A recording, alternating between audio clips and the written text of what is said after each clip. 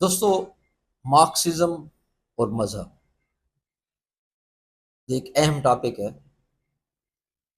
دوستو، جو حضرات سرمایہ داری کی وکالت کرتے ہیں اور مذہب کے پیچھے ڈانگ لے کر نکلے ہوتے ہیں، ان کے خیال میں مذہب کو اگر سماج سے بالکل نکال دیا جائے تو سب کا سب جو ہے وہ ٹھیک ہو جائے گا۔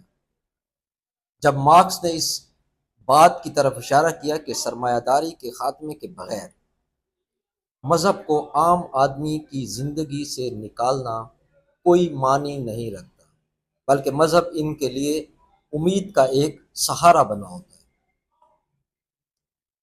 دوستو، کارل مارکس ملحد تھا یا نہیں، ہمیں ان کی ذاتیات سے کچھ لینا دینا نہیں ہے۔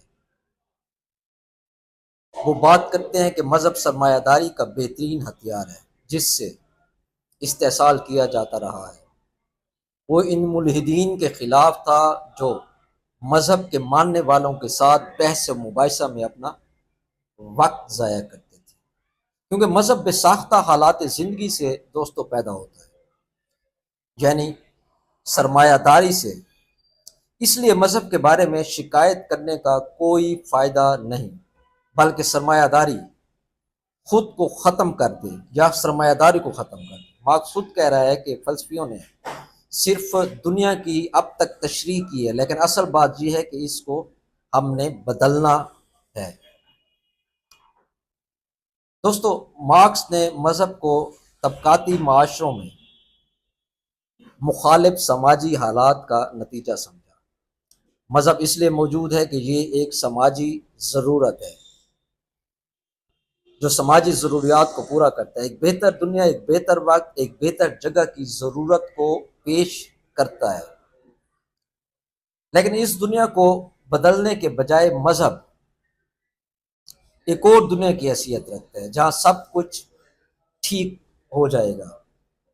دوسری طرف دنیا ہمارے سر پہ کھڑی ہے اور اس پر ایک ایسے وجود کی حکمرانی ہے جو انسانی صفات کے ساتھ بشریاتی خامیوں سے پاک ہے، یعنی ایک ایسی ہستی جو ہمگیر ہے، سب کچھ وہ جاننے والی ہستی ہے۔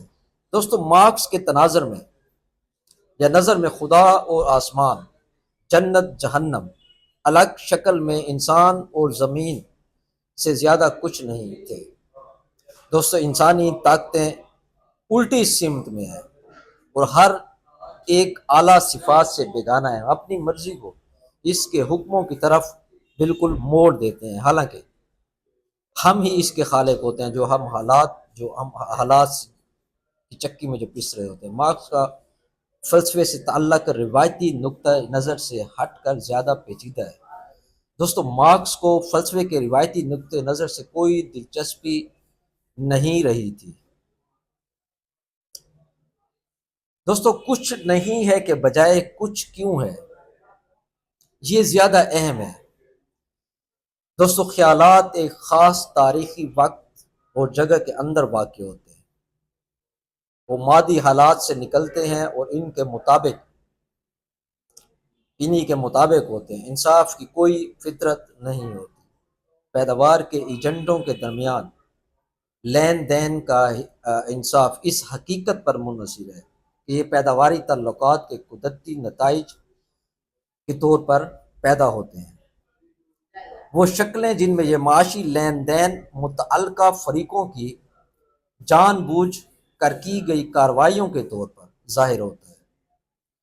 دوستو، ان کی مشترکہ مرضی کے اظہار کے طور پر، ایسے معاہدوں کے طور پر جو کسی فرد کے خلاف قانون کے ذریعے نافذ ہو سکتے ہیں، محض شکل ہونے کی وجہ سے اس مواد کا تعین نہیں کر سکتے، وہ صرف اس کا اظہار کرتے ہیں۔ دوستو، یہ مواد اس وقت ہوتا ہے جب یہ پیداوار کے موڈ سے مطابقت رکھتا ہے۔ جب بھی وہ اس کے موڈ کے خلاف ہو تو یہ ناانصافی، سرمایہ دارانہ پیداوار کی بنیاد پر غلامی ہے جو ناانصافی ہے، وغیرہ وغیرہ۔ دوستو، اس طرح مارکس کا مذہب ہر تنقید انڈائریکٹ تنقید کے مترادف ہے۔ ان اعتقادی نظاموں کی تشکیلی وجوہات سے تجرید میں ہمارے عقائد کے نظاموں پر توجہ مرکوز کرنا ان کی اصلیت کو وہ بالکل مٹا دیتا ہے۔ ہمیں مذہب پر تنقید کے بجائے مادی حالات اور سماجی تعلقات کو تبدیل کرنے پر توجہ دینی چاہیے، جو فکر کی اس طرح کے بگاڑ کے باعث بنتے ہیں۔ دوستو، یہ ایک پراپاگنڈا کیا جاتا ہے کہ جو ایک سوشلسٹ ہے وہ مذہب پرست جو ہے وہ نہیں ہو سکتا، جبکہ اس میں تو تمام چیزوں کی نفی کی جاتی ہے۔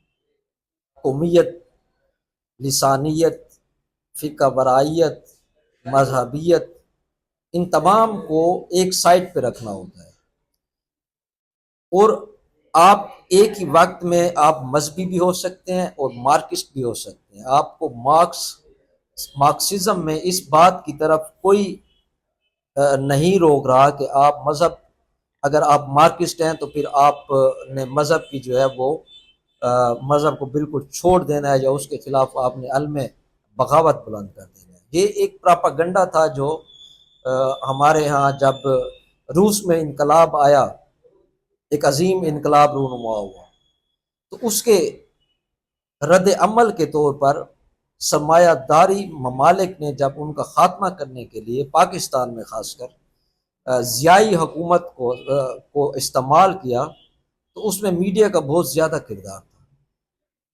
اسی میڈیا نے یہ آپ کے ذہن میں اس بات کو ڈالا ہے، جس کے نقوش ابھی تک ہمارے ذہن میں ہے، کہ کمیونزم یا سوشلزم جو ہے وہ کوئی مذہب کے خلاف ہے، بلکہ یہ ایک سماجی اور معاشی ایک نظریہ ہے۔ دوستو، اسی کے ساتھ ہم اس کا اختتام کرتے ہیں۔ بہت شکریہ۔